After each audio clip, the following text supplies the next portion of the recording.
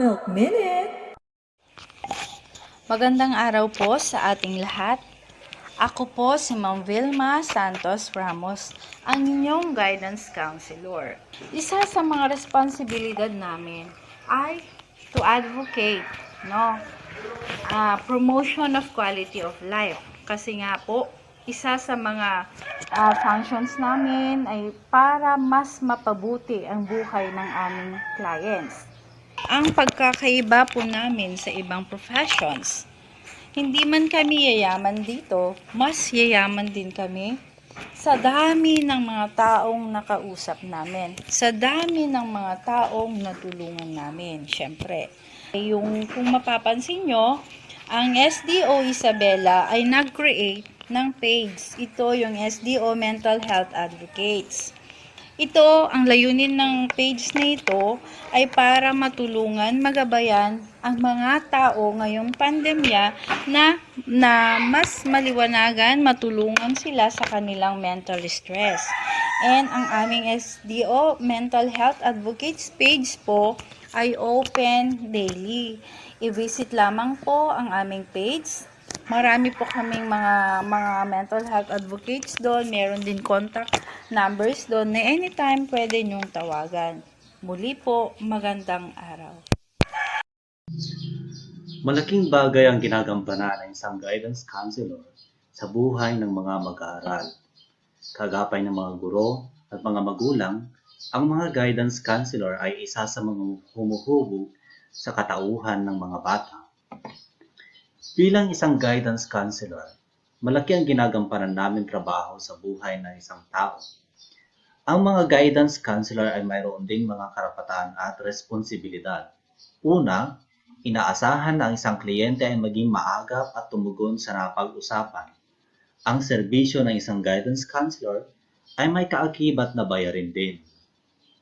Pangalawa, responsibilidad ng isang guidance counselor na gampanan ang kanyang trabaho para sa ikakabuti ng kliyente at panatilihin ang relasyon na mayroon sa kliyente. Sa madaling salita, ang relasyon lamang ay ang relasyong profesional bilang isang counselor at kliyente o dili kaya'y counselee na tinatawag. Pangatlo, responsibilidad ng isang guidance counselor na sapat ang kanyang kakayahan. Pang-apat, responsibilidad ng isang guidance counselor na mapanatili ang magandang katayuan sa kanyang profesyon. Pang-limang, responsibilidad ng isang guidance counselor na gawin ang serbisyo ayon sa kakayahang mayroon lamang siya. Pang-anim, responsibilidad ng isang guidance counselor na ipaalam sa kliyente ang mga usaping tungkol sa inyong relasyon. Panghuli, responsibilidad ng isang guidance counselor na panatilihin ang confidentiality at paghingi sa permiso ng kliyente sa lahat ng mga hakbang na gagawin ninyo sa loob ng inyong counseling relationship. Napakabigat ng responsibilidad na mayroon ang profesyong ito sapagkat napakahalaga naman ang ginagampanan.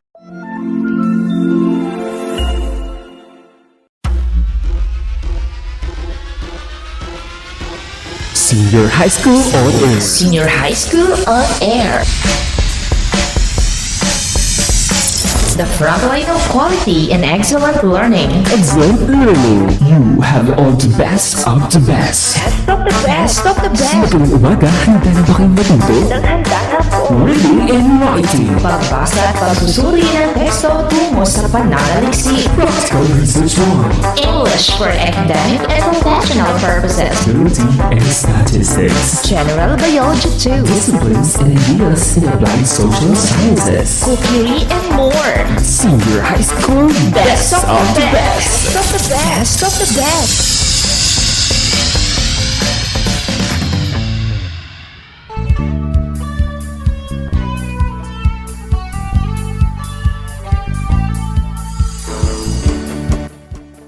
Good day, Gen Zs!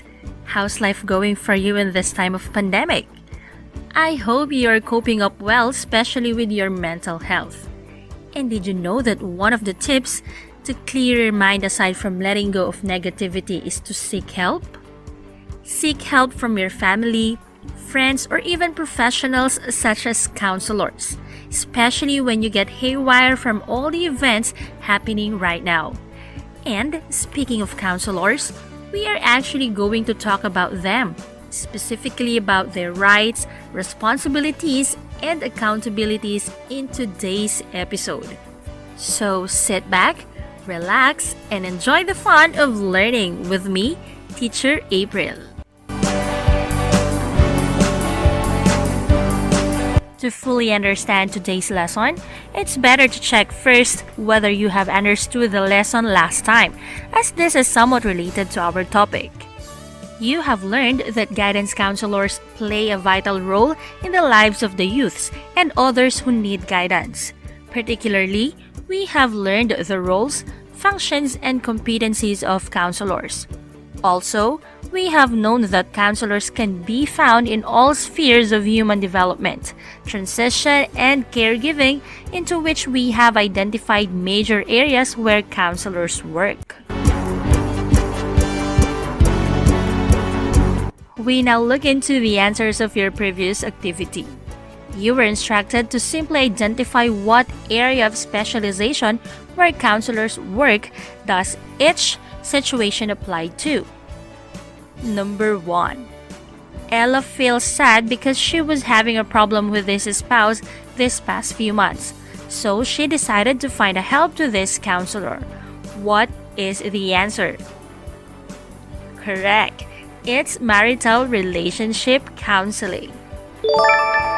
Number 2. Gina is a grade 12 student who is having a hard time deciding on what course or career she will pursue. She talked to their counselor to find aid. What is the answer? It's adolescent development and counseling. For number 3, the father of Aya has been drinking alcohol day and night, and she thinks that this habit is the reason why he's very ill. Where can Aya ask for help? Very good. A counselor who focuses on drugs. Let's proceed to number 4. Josefina's mother is about to retire from being a teacher.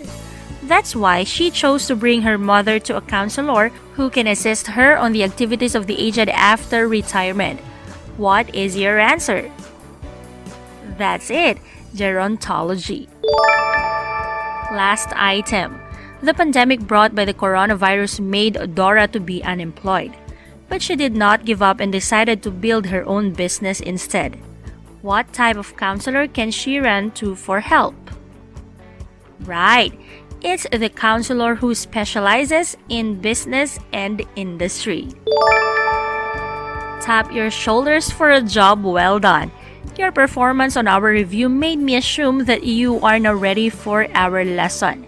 So, prepare yourself to listen now because when we get back, we will start the real deal. Tayo na sa Radyo Eskwela. Tayo na! Mari, ba't may gamit kayong radyo ngayon? Luma na yan ah! Mare, ang radyo ay kailanman hindi na paglilipasan ng panahon, lalo ngayon. Isa ang radio-based instruction sa napiling gamitin ng DepEd para maituloy ang pag-aaral ng mga bata sa kabila ng pandemiko. Wow! Ang galing naman! Sige Mari, uwi na ako para makabili ng radyo para sa inaanak mo. Tara na't matuto sa kabila ng pandemiko. Isang paalala mula sa DepEd at ng himpilang ito. Sulong Edukalidad!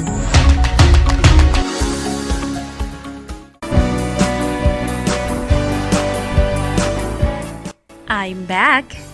At some point in our lives, we need help, especially in developing our individuality and the community as a whole.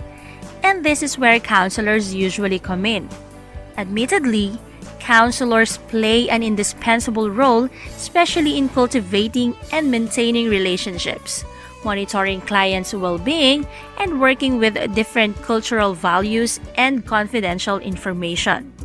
And since their work deals with people's problems, relationships, and development, it is then but right to have standards and ethics to follow, like that of any other professions, for their protection. and for the protection of their clientele as well. Hence, we are going to discuss today the rights, responsibilities, and accountabilities of counselors. I would like to start this discussion by giving you different scenarios involving counselors. In each scenario, you are going to identify whether the counselor conforms to his or her professional ethics and standards. You give your answer based on what you just know for now. So, get your pen and paper and we'll start. First scenario. Counselor Ava's boyfriend is stressed out because of some business problems, and he feels like he needs counseling to cope up. So, he went to Ava to seek help. If you were to assess, does the situation conform to the standards or ethics of professional counselors? You just write yes or no. Second scenario. Mr. Corpus, who is accountable in a mall bombing 2 weeks ago, went to a counselor to seek help. He's been having sleepless nights since the bombing incident happened. So, he disclosed everything to the counselor with the full trust that the counselor will not divulge anything.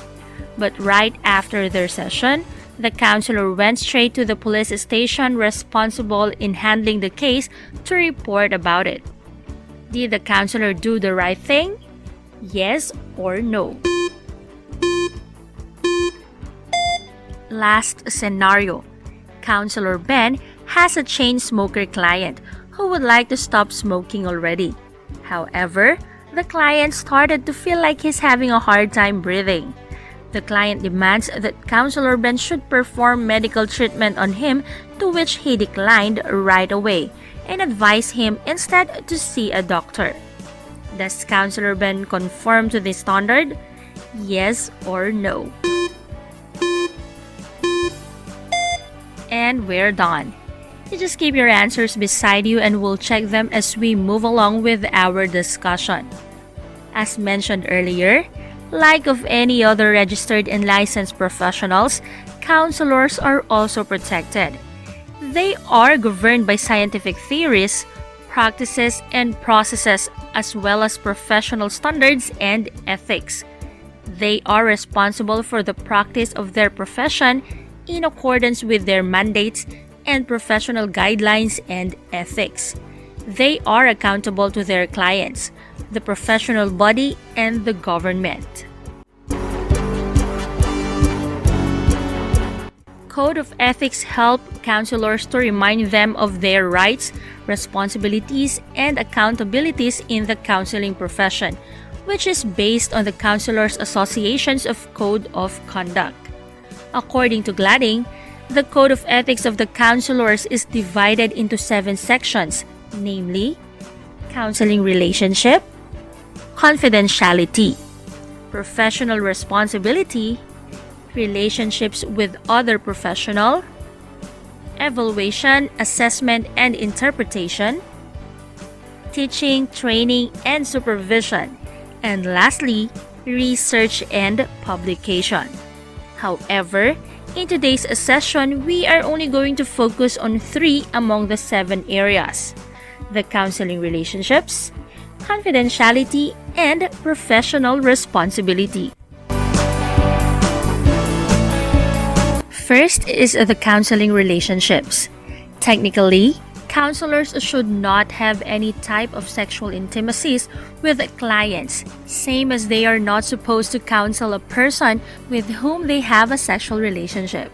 And since love is powerful, as they say, now the question is, would it be possible for a counselor to engage in an intimate relationship with a client after their contract? Interesting. But ethics would say that they should not engage in sexual intimacies with their former clients within at least the minimum of 2 years. Also, counselors do not accept superiors or subordinates clients. But aside from an intimate relationship, another coverage of counseling relationship is on the professional aspect, in which the counselor is expected to explain to the clients all the financial arrangements related to professional fees prior to entering the counseling relationships. Now, going back to the first scenario a while ago. Counselor Ava's boyfriend is stressed out because of some business problems, and he feels like he needs counseling to cope up. So, he went to Ava to seek help. What was your answer to this? Does it conform to the standard? No, there's no way. No, no, no, It's no. definitely a no way. It was made clear that you cannot counsel someone whom you have an intimate relationship with. Clear? If yes, then we proceed to the second section of the Code of Ethics, the confidentiality. It is crystal clear that counselors should keep clients' information confidential, including any counseling record. Hence, they are expected to respect the client's rights to privacy and avoid illegal and unwarranted disclosures of unwarranted information. However, the client and/or his legally recognized representative have also the right to waive privacy. And when a client is a minor or someone who doesn't have the ability to give voluntary informed consent, parents or guardians may be included in the counseling process as appropriate. But how about group counseling? Good question. Counselors are allowed to do group counseling given that the counselor will clearly define confidentiality and parameters among involved clients, including an explanation and discussion of the importance and difficulties related to confidentiality. Question: will there be any exemption to the rule of confidentiality? The answer is yes. The general requirement that the counselors keep the information confidential does not apply when disclosure is required to prevent clear and imminent danger to the client or others, or when legal requirements demand their confidential information be revealed. Now we go back to the second scenario. Mr. Corpuz, who is accountable in a mall bombing 2 weeks ago, went to a counselor to seek help. He's been having sleepless nights since the bombing incident happened. So, he disclosed everything to the counselor with the full trust that the counselor will not divulge anything. But right after their session, the counselor went straight to the police station responsible in handling the case to report about it. Did the counselor do the right thing? Minsan tama rin ako. May tama rin ako. The song already confirmed. The act is just right. As mentioned earlier, if a disclosed information or record poses threats to the client or others, then it shouldn't be kept as confidential. This is also applicable when legal requirements demand for it. Third and last section to be discussed today is the professional responsibility. Counselors have responsibility to read, understand, and follow the code of ethics and standards of practice. Thus, they practice only within the boundaries of their competence. Let's take a look at the third scenario. Counselor Ben has a chain smoker client who would like to stop smoking already. However, the client started to feel like he's having a hard time breathing.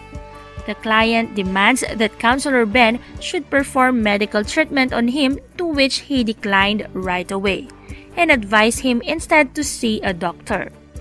Does Counselor Ben conform to the standard? Yeah, yeah, boner. Yeah, yeah, boner. Yeah, yeah, boner. Yeah, yeah, boner.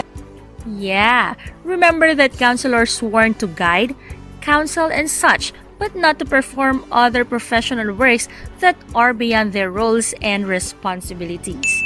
Aside from this code of ethics, counselors are also guided by the following ethical principles.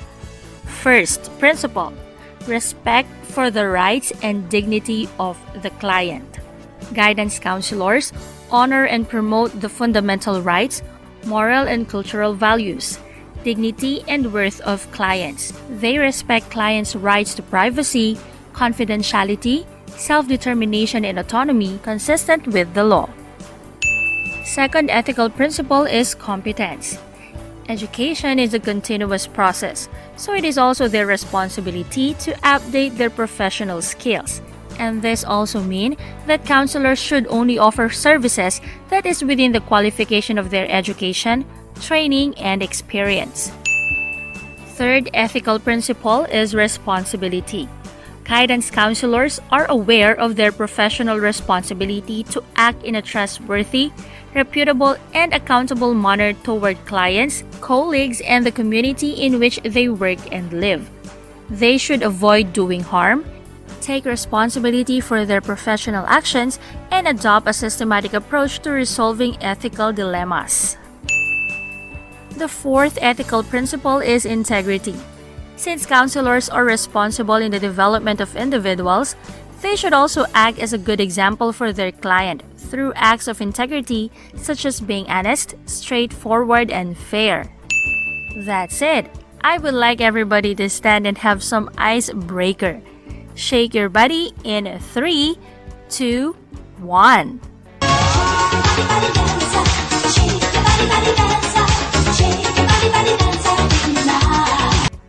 I hope you were energized. To wrap it up, the Code of Ethics serves as a guideline for professional counselors, as well as a basis on which to process complaints and ethical concerns against counselors. Ethics are important in counseling as they are a means to protect the welfare of the client and counselors by clearly outlining what is appropriate. Guided by the 4 ethical principles such as respect for the rights and dignity of the client, competence, responsibility, and integrity, counselors are expected to conform to the Code of Ethics and professional standards of their work. Ready yourself because an assessment is coming up right after this break. Tayo na sa Radyo Eskwela. Tayo na! Mga tropa, dito sa ilog na lamang natin itapon ang mga basurang ito. Total maaano din naman. Oops, saan nyo yan itatapon mga bata? Itatapon namin sa ilog, tita. Nako, mali ang kaisipang iyan. Ito ay magdudulot ng pagkamatay ng mga isda. Gawin na lamang natin ang reduce, reuse at recycle o 3Rs. Ang basura ay ginagawang kapaki-pakinabang at ito ay mabisang paraan para mabawasan ang basura sa kapaligiran. Kaya tara na, mag 3Rs na. Salamat tita! Ngayon alam na namin ang gagawin sa mga basura para makatulong pa sa kalikasan. Isang paalala mula sa kagawaran ng edukasyon at ng himpilang ito.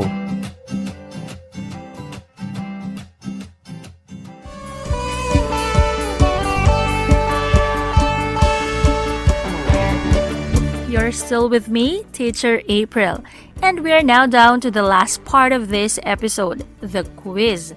In your quiz pod, put a check mark if the counselor in the given situation projects unethical behavior, and an X mark if he or she projects an unethical behavior. Again, check mark if it is ethical and X mark if it is unethical. Number 1. Lucy is conducting a research about drug-dependent people, and it happens that her sister, who is a counselor, specializes with this kind of case. So, she asked the record of her sister's clients, which her sister willingly gave. Is this ethical or not?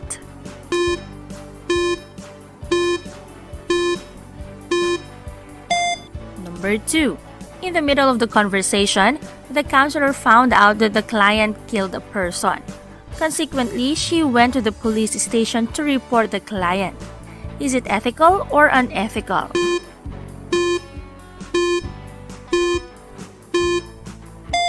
Number 3. Gino is a counselor who specializes in the area of business and industry. Hence, he declines whenever a person seeks help beyond his specialization.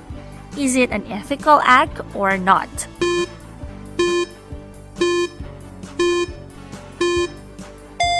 Number 4. After finishing the counseling session, Belen's client gives his intention of courting her, to which she politely declines. Did she conform to the standard or not?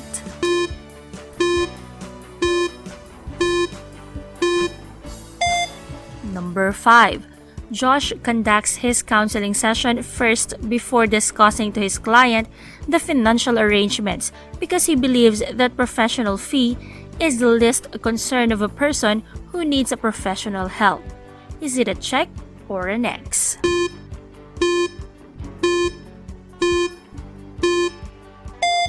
Time is up. Keep your quiz pad and we're going to check your answers next episode. If you have queries, feel free to contact your subject teacher for assistance. And that's all for today.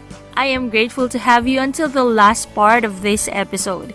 Please continue listening to our other learning episodes, especially prepared for you by tuning in to 1107 DWDY, Radyo Eskwela sa Isabela Facebook page, or in our YouTube channel. Just search Radyo Eskwela. And don't forget to like and subscribe for more updates.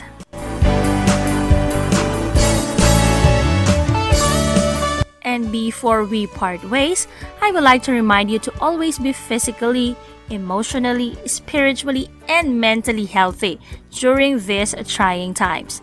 This has been Teacher April, prompting you to stay safe and healthy. Good day! Halina't matuto, gamit ang ating radyo. Pakinggan at unawain, aralin na ituturo. Patuloy ang edukasyon para sa ating henerasyon. Sa daan ng pagkatuto ay walang maiiwan. Kaya halina sa Radyo Eskwela.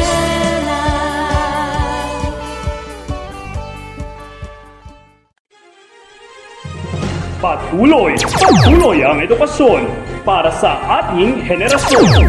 Sa daan ng pagkatuto ay walang may iwan. Kaya halina sa Radyo Eskwela.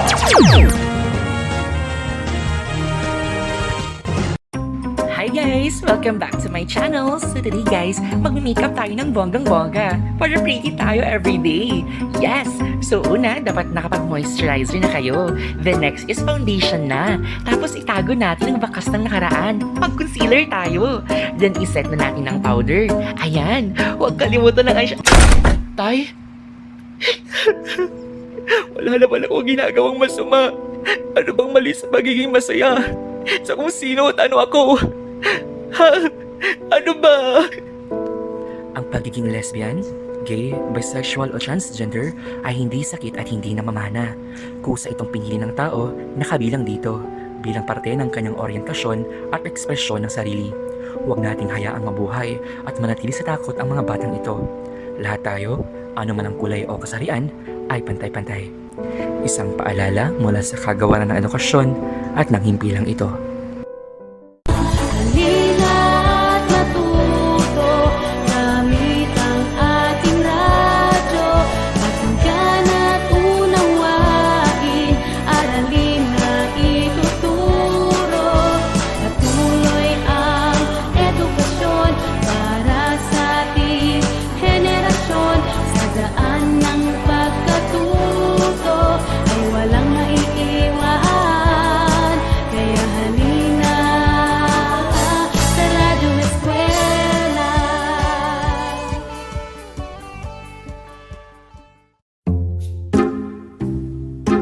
Nay, paano po kaya ako makakapag-aral ngayong pasukan? Wala naman po tayong sapat na pera upang makabili ng makabagong teknolohiya tulad ng cellphone, internet at laptop. Anak, huwag kang mag-alala. Mayroon naman tayong radyo. Narinig ko kanina sa isang anunsyo na magagamit ang radyo sa inyong pag-aaral. Ito ay tinatawag na Radio-Based Instruction o RBI. RBI? Ano po yun, Inay? Ang RBI ay isang alternatibong pamamaraan na inilunsad ng DepEd upang maihatid ang mga kaalaman sa pamamagitan ng pakikinig sa radyo. Paano po ito gamitin, Nay? Bubuksan mo lamang ang ating radyo at hanapin ang Radyo Eskwela. Ito ay mapapakinggan mula Lunes hanggang Biyernes sa oras ng alas 9 ng umaga hanggang alas 4 ng hapon. Wow! Ang ganda naman yan, Nay! Excited na ako sa darating na pasukan! Isang impormasyon mula sa Kagawaran ng Edukasyon at nang hindi lang ito,